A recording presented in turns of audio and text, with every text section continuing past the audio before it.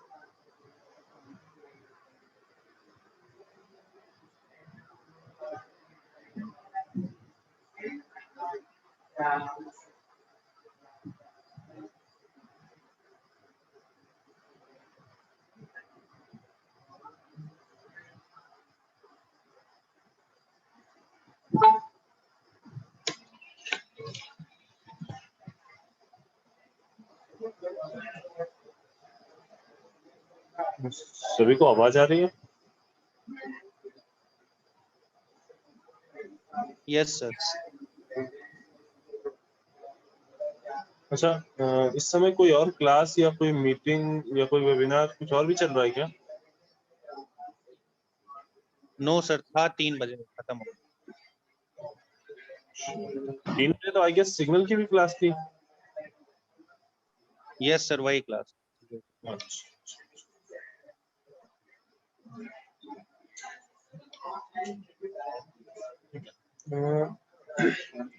अभी तक हम लोगों ने देखा था रैंडम वेरिएबल क्या होता है, देन रैंडम प्रोसेस क्या होता है,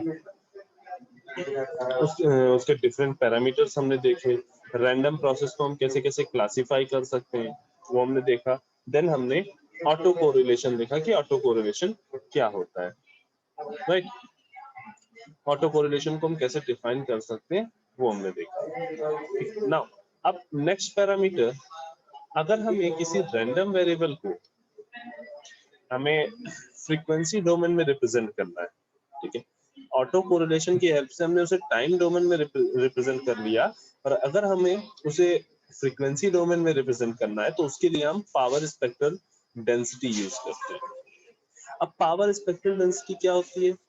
तो पावर स्पेक्ट्रल डेंसिटी किसी पर्टिकुलर सिग्नल की अगर हम बात करें, जैसे एक्सटी कोई सिग्नल या एक्सटी कोई रैंडम वेरिएबल है, ठीक, तो उसकी पावर का distribution over a frequency, meaning अगर हम पावर स्पेक्ट्रल डेंसिटी की बात करें तो मीनिंग हम कह क्या रहे हैं कि डिफरेंट डिफरेंट फ्रीक्वेंसी पे किसी पर्टिकुलर रैंडम वेरिएबल की जो पावर है वो किस तरह से डिस्ट्रीब्यूटेड है, उसका कोई ग्राफ बनाया तो वो हम हमारा क्या हो गया, पावर स्पेक्ट्रल डेंसिटी का ग्राफ हुआ।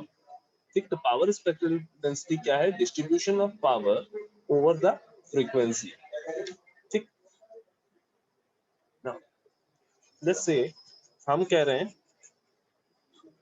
कि एक कोई सिग्नल xt है, उसकी पावर स्पेक्ट्रल डेंसिटी कुछ इस तरह से डिफाइंड है, जैसे SXF, ठीक, इज इक्वल टू है 10 फॉर 10 हर्ट्ज to 5 हर्ट्ज, 20 से 10 हर्ट्ज के बीच में, और 30 है 40 से 20 के बीच।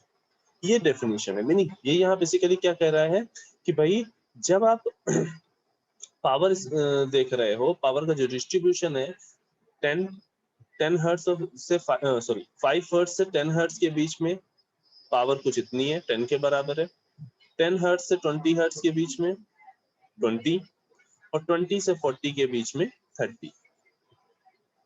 तुम्हारी पावर स्पेक्ट्रल डेंसिटी है, ये उसकी वैल्यू देती। ठीक, अब अगर इसको हम ग्राफिकली रिप्रेजेंट करें, 5 10 20 प्लस से 40, तो 5 से 10 के बीच में कितनी है? 10 है। 10 से 20 के बीच में कितनी है? 10 20 20 से 40 के बीच में कितनी है?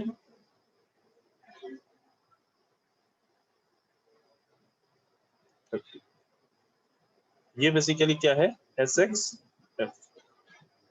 ठीक, ये बेसिकली बता क्या रहा है SXF कि किस तरह से तुम्हारी पावर डिस्ट्रीब्यूटेड है डिफरेंट डिफरेंट फ्रीक्वेंसीज पे, डिफरेंट डिफरेंट फ्रीक्वेंसीज पे पावर का डिस्ट्रीब्यूशन कैसे लिया गया। ठीक, जहां जैसे ही तुम्हारा स्पेक्ट्रल आया, मीनिंग हम फ्रीक्वेंसी डोमेन की बात कर रहे हैं, डेंसिटी आई, मीनिंग जिसकी भी हम डेंसिटी की बात कर रहे हैं। ठीक, जैसे यहाँ पे अगर करंट डेंसिटी होता, that means current density multiply by area करते तो हमें क्या मिलता? Total current. इसी तरह से यहाँ जैसे पावर स्पेक्ट्रल डेंसिटी है, ठीक, power spectral density multiply by area करेंगे तो उस पर्टिकुलर फ्रीक्वेंसी रेंज की हमें पावर मिल जाएगी। और अगर हम टोटल पावर फाइंड आउट करना चाहते हैं तो उसके लिए हम क्या करें? पावर स्पेक्ट्रल डेंसिटी का टोटल एरिया फाइंड आउट कर लें, मीनिंग पावर स्पेक्ट्रल डेंसिटी का जो ग्राफ है उसका टोटल एरिया फाइंड आउट कर लें। अगर हम ये टोटल एरिया फाइंड आउट कर लें, ये वाला,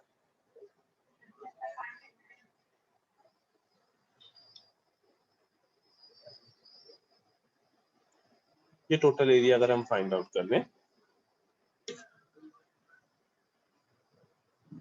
तो हमें इस XT सिग्नल में XT सिग्नल की टोटल पावर मिल जाएगी। टोटल पावर क्या होती है? Area of power spectral density.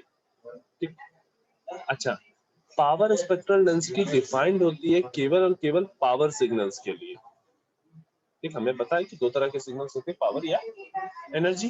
तो पावर स्पेक्ट्रल डेंसिटी डिफाइन होते हैं केवल पावर सिग्नल के लिए। वहीं पे एक और टर्म है एनर्जी स्पेक्ट्रल डेंसिटी। तो एनर्जी स्पेक्ट्रल डेंसिटी डिफाइन होती है एनर्जी सिग्नल्स के लिए। ठीक ठीक, तो मीनिंग ये क्या बताता है? एनर्जी स्पेक्ट्रल डेंसिटी क्या डिफाइन करती है? Distribution of energy over the frequency range.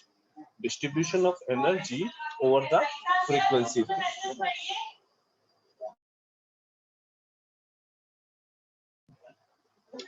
ठीक है ना।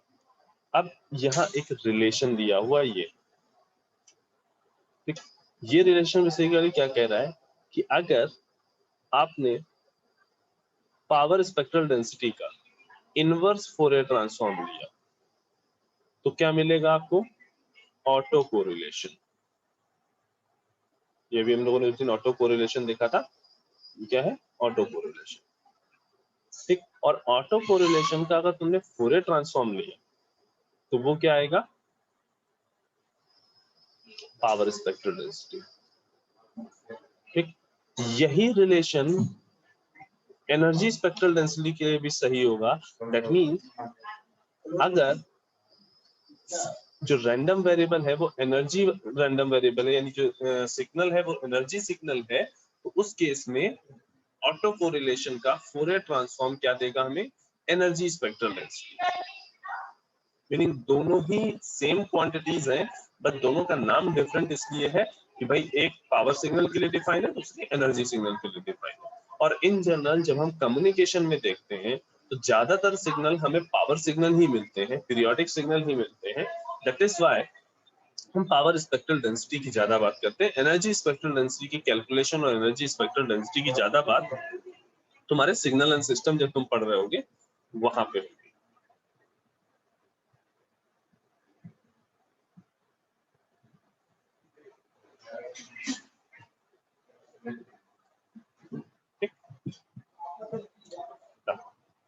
अब पावर स्पेक्ट्रल डेंसिटी के बाद हमें नेक्स्ट जो बात करनी है, तो वो अभी तक हमने रैंडम वेरिएबल पढ़ा।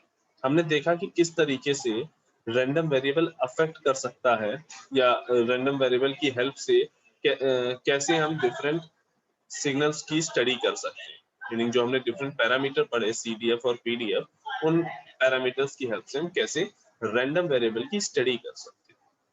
ठीक, अब हमें क्या करना है? एक हमारे पास रैंडम वेरिएबल है जिसको हम बोल रहे हैं नॉइस, या रैंडम प्रोसेस है जिसको हम बोल रहे हैं नॉइस। हमें उसकी स्टडी करनी है। हमें वन बाय वन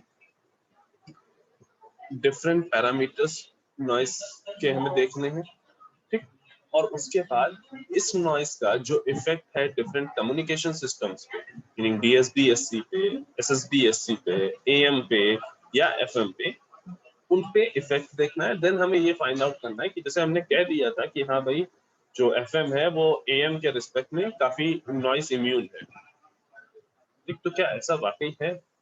ये चीज हमें बेसिकली चेक करनी है। ठीक, तो इन जनरल जहां पे भी हम जब हम नॉइस का इफेक्ट देख रहे हैं तो हम इस ब्लॉक डायग्राम का यूज करेंगे। ठीक, एक्चुअल में ये generalised version of receiver circuit है। ठीक है, देखो इन जनरल कई जगहों पे रिसीवर सर्किट, अगर सुपर हेट्रोडाइन रिसीवर या किसी ने कहीं देखा या पढ़ा होगा तो वो डिफरेंट है। वहां पे कई सारे मिक्सर और कई सारी चीजें लगी होती हैं। क्योंकि हमारे सिलेबस में वो नहीं है तो हम लोग इसकी डिटेलिंग में नहीं जा रहे हैं। ठीक है, हम एक जनरल स्ट्रक्चर ले रहे हैं कि हाँ रिसीवर जो मेरा होगा उसका स्ट्रक्चर कुछ इस तरीके से होगा। ठीक, अभी जनरल स्ट्रक्चर क्या कह रहा है कि देखो चैनल था, यहाँ कहीं पे ट्रांसमीटर रहा होगा, उस ट्रांसमीटर ने अपना सिग्नल ट्रांसमिट किया, वो चैनल से होते हुए रिसीवर के पास आ रहा था।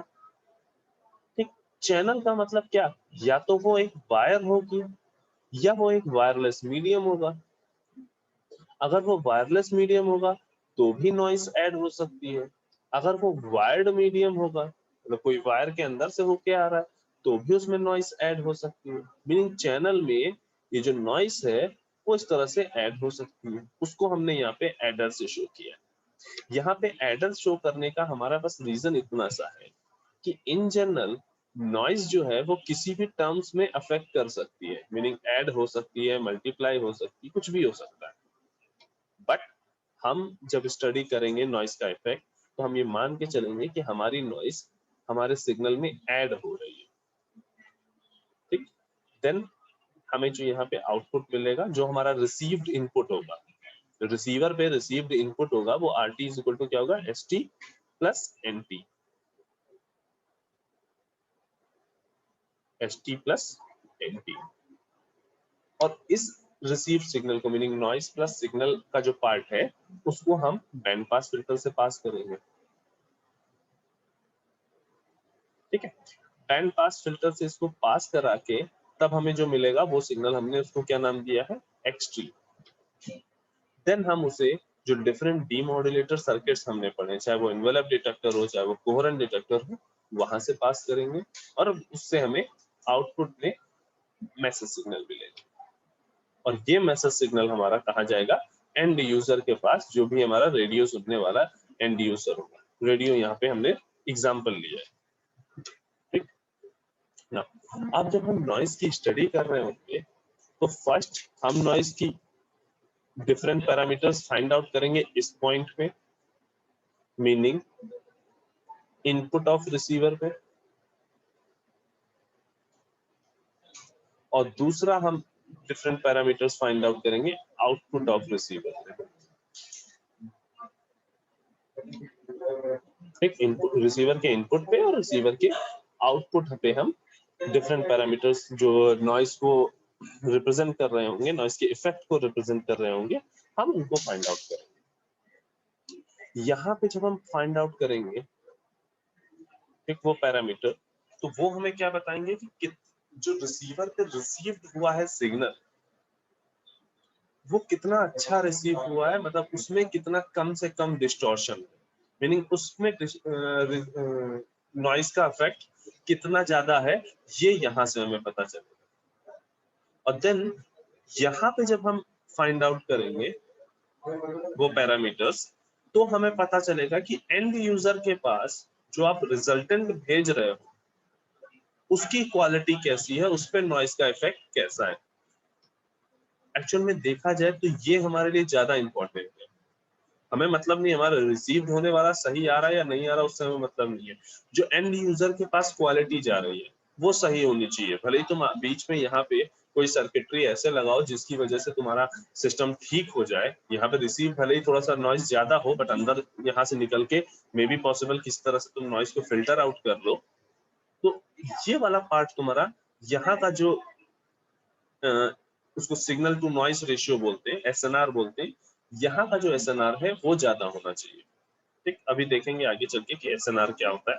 ठीक, हम बेसिकली इनपुट में एसएनआर फाइंड आउट करते हैं और आउटपुट पे भी एसएनआर फाइंड आउट। नाउ अब यहाँ पे जो हम नॉइस का इफेक्ट देखेंगे उसमें जो हम नॉइस यूज करेंगे वो एडिटिव वाइट गॉसियन नॉइस है। एडिटिव वाइट गॉसियन नॉइस, नाम याद रहा,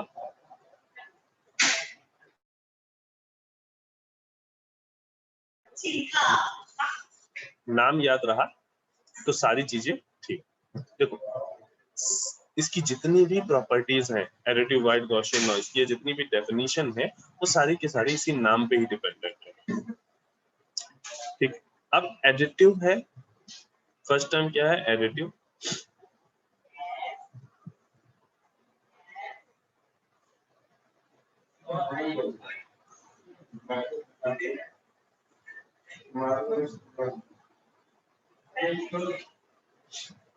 ठीक है। अगर इन केस जैसा एडिटिव बोला है, दैट मीन्स क्या है, ये क्या बता रहा है कि ये वो टाइप ऑफ नॉइस है जो हमारे सिग्नल के साथ ऐड होगी। जब हम चैनल में सिग्नल हमारा ट्रांसमिट हो रहा होगा तो नॉइस जब AWGN नॉइस जब सिग्नल को अफेक्ट करेगी तो कैसे अफेक्ट करेगी, सिग्नल में ऐड हो जाएगी, ठीक, ना मल्टीप्लाई होगी, ना सब्सट्रैक्ट होगी, ना डिवाइड होगी, ठीक, मीनिंग दोनों ही सिग्नल ऐड हो जाएंगे। वहीं यहाँ हमने अजम्पशन भी लिया है, क्यों, कि हमें पता था कि हम AWGN नॉइस ही यूज करेंगे। तो पहली प्रॉपर्टीज की क्या है कि ये एडिटिव है, ठीक। दूसरा क्या है, वाइट, ठीक। तो वाइट नॉइस अपने में एक टाइप है नॉइस का, वाइट नॉइस अपने में एक टाइप है नॉइस का। इसकी स्पेशलिटी क्या है कि इसकी जो पावर स्पेक्ट्रल डेंसिटी होती है, व्हाइट नॉइस जो है उसकी जो पावर स्पेक्ट्रल डेंसिटी होती है वो कांस्टेंट होती है ओवर द फ्रीक्वेंसी।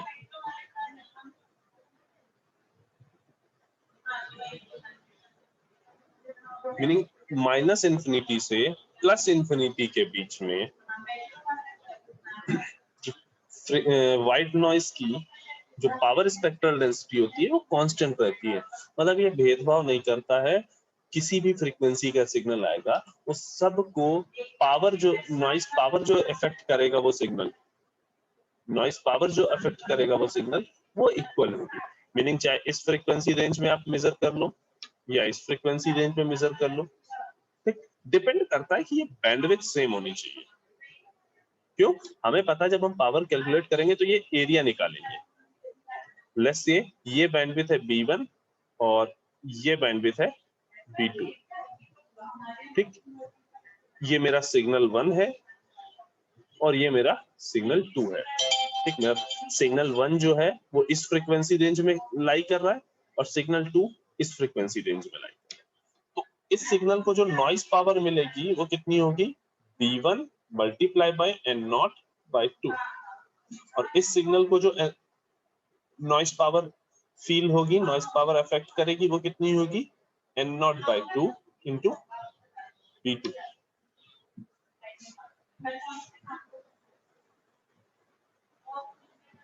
ठीक। तो फर्स्ट थिंग हमें क्या याद रखनी है कि जो एडिटिव व्हाइट गॉसियन नॉइस है वो एडिटिव होती है। दूसरी, वो एक तरह की व्हाइट नॉइस है, that means power spectral density जो होती है वो उसकी कांस्टेंट होती है फॉर ऑल फ्रीक्वेंसीज, ठीक। थर्ड पॉइंट जो है वो उसके नाम से ही निकल रहा है, दैट इज ये गॉसियन नॉइस, ठीक।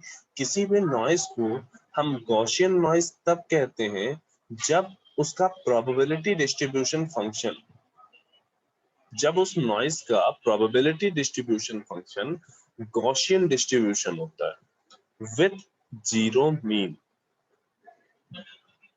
गॉसियन डिस्ट्रीब्यूशन होता है विथ जीरो मीन, ठीक। मे बी पॉसिबल मैथ में गॉसियन डिस्ट्रीब्यूशन पढ़ा भी हो, ठीक, पर फिर भी थोड़ा सा गॉसियन डिस्ट्रीब्यूशन को देख लेते हैं कि क्या होता है, ठीक। गॉसियन डिस्ट्रीब्यूशन एक टाइप ऑफ डिस्ट्रीब्यूशन है जिसका पीडीएफ कुछ इस तरह से डिस्ट्रीब्यूटेड होता है, कुछ इस तरह से डिस्ट्रीब्यूटेड होता है। मैथमेटिकली देखें तो ये इक्वेशन होती है 1/√2 pi epsilon x square into e to the power minus x bar का whole square upon 2 sigma x square. यहाँ पे सिग्मा x स्क्वायर कुछ और नहीं, रैंडम वेरिएबल का वेरिएंस है, और यहाँ पे म्यू एक्स या x बार क्या है, मीन। मतलब अगर हम कह रहे हैं कि कोई मेरा रैंडम वेरिएबल है या कोई नॉइस है जो कि गॉसियन डिस्ट्रीब्यूटेड है, तो हम क्या कह रहे हैं उनकी उसका पीडीएफ कुछ ऐसा होगा, और उस पीडीएफ में जो ये टर्म और ये टर्म वो क्या है, उस रैंडम वेरिएबल या उस नॉइस का वेरिएंस और मीन। यहाँ पे जो हमने गॉसियन नॉइस की बात की है, तो गॉसियन नॉइस हमने क्या डिफाइन की है, वो नॉइस जिसकी probability distribution function Gaussian distributed हो विद रिस्पेक्ट टू ओरिजिन या विद जीरो मीन। ठीक है, क्या बोला कि मीन जो है यहाँ पे हमने जीरो माना। जो गॉसियन नॉइस है वो गॉसियन डिस्ट्रीब्यूटेड तो है, साथ में हमने दूसरी कंडीशन क्या दी है कि उसका जो मीन है वो जीरो है। दूसरी कंडीशन हमने क्या दी है कि उसका जो मीन है वो जीरो है। अब यहाँ पे गॉसियन डिस्ट्रीब्यूशन में जीरो मीन का मतलब क्या है? देखो, उसका जो पीडीएफ का ग्राफ बनता है वो कुछ इस तरीके का बनता है। ठीक, इन जनरल ये जो ग्राफ है उसको हम इस तरह से एक मिनट देख रहे हैं। वैसे ये मेरा मीन है म्यू एक्स, तो जो गॉसियन डिस्ट्रीब्यूशन का ग्राफ होगा वो इस मीन के अराउंड सिमेट्रिक होगा। ये इस साइड का एरिया और इस साइड का एरिया इक्वल होगा। ठीक, ये गॉसियन डिस्ट्रीब्यूशन की प्रॉपर्टी है। यहां हमने क्या बोला है कि गॉसियन नॉइज क्या है? वो जिसका मीन जीरो है।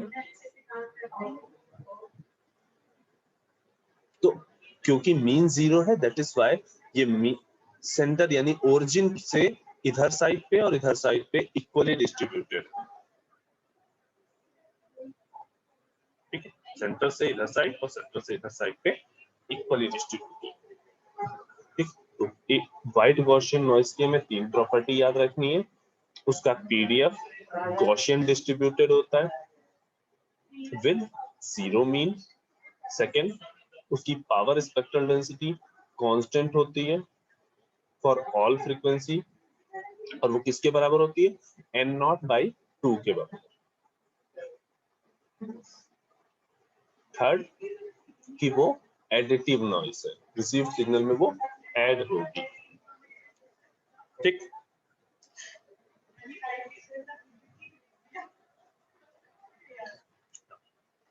हाँ, एक टर्म यहां हमें और समझना है। एक्चुअल में यहाँ पे देखो, जो हमने नॉर्मल रिसीवर का ये ब्लॉक डायग्राम बनाया उसमें हम कह रहे हैं कि यहाँ पे एक बैंड पास फिल्टर लगा हुआ है। अब देखो, ये जो नॉइस है एनपी, ठीक, ये नॉइस भी इस बैंड पास फिल्टर से होके आगे जाएगी। ठीक है, इस बैंड पास फिल्टर से होके आगे जाएगी। तो यहाँ हमें एक नया टर्म और समझना है। वो टर्म क्या है कि अगर नॉइस एनटी को आपने बैंड पास फिल्टर से ऐसे पास करा तो जो आउटपुट आएगा उस आउटपुट वाली नॉइस को हम बोलते हैं नैरो बैंड नॉइस। उस आउटपुट नॉइस को हम क्या बोलते हैं? Narrow band noise. और रिप्रेजेंट करते हैं कुछ इस तरीके से। nt is equal to ni cos 2 pi fct minus nq sin 2 pi fct। ठीक, यहाँ पे जो ये ni और nq ये टाइम डिपेंडेंट फंक्शंस हैं। ये दोनों ही टाइम डिपेंडेंट फंक्शंस हैं। ठीक है,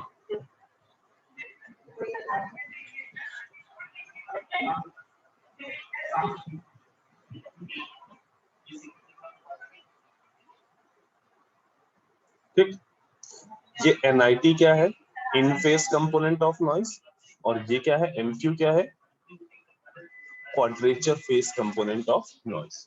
ठीक, जब आप बैंड पास फिल्टर से उसको पास कराते हो तो दो डिफरेंट कंपोनेंट आपको मिलते हैं, एक इन फेस कंपोनेंट, एक क्वाड्रेचर फेस। ठीक, उसके बाद यहाँ दो टर्म और पढ़ने हैं। वो क्या है कि अगर तुम्हें सिग्नल की क्वालिटी मेजर करनी है तो कैसे मेजर करोगे? मतलब सिग्नल की नॉइस में जब इफेक्ट, नॉइस का जब इफेक्ट आ रहा है उसके बाद तुम्हें रिसीव्ड सिग्नल की क्वालिटी मेजर करनी है तो कैसे करोगे? एक सिग्नल टू नॉइस रेशियो से, दूसरा फिगर ऑफ मेरिट से। सिग्नल टू नॉइस रेशियो क्या है? Power of desired signal upon undesired signal. ठीक, तो क्या हो गया? डिजायर्ड सिग्नल क्या है? जो हमारा सेंड वाला सिग्नल है, यानी power of signal upon power of noise. ठीक। नेक्स्ट पैरामीटर हमारा क्या है, figure of merit. Figure of merit क्या होता है, देखो यहाँ